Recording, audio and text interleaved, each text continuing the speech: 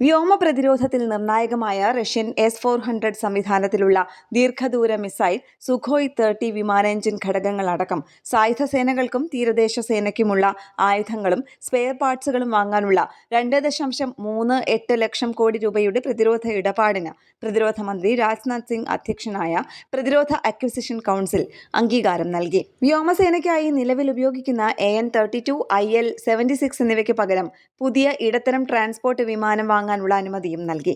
നിരീക്ഷണത്തിനും intelligence പ്രവർത്തനങ്ങൾക്കുമുള്ള remotely piloted strike aircraft, air defence tracked system, tank, വെടിമരുന്ന്, ഉയർന്ന ശേഷിയുള്ള radio relay, Dhanush gun system, runway independence aerial surveillance system എന്നിവയും DSC അനുമതി നൽകിയവയിൽ ഉണ്ട്. തീരദേശ സേനയ്ക്കായി പട്രോളിംഗ്, തിരച്ചിൽ, രക്ഷാപ്രവർത്തനങ്ങൾ, കപ്പലുകൾക്ക് സഹായം നൽകൽ തുടങ്ങിയ വിവിധ ഉദ്ദേശ സമുദ്ര തീരദേശ പ്രവർത്തനങ്ങൾക്കുള്ള ഹെവി ഡ്യൂട്ടി എയർ കുഷ്യൻ വാഹനങ്ങൾക്കും അനുമതി നൽകി.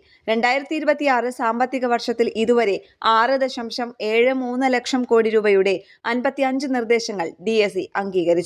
നാഷണൽ ഡെസ്ക്, കേരള പ്രണാമം.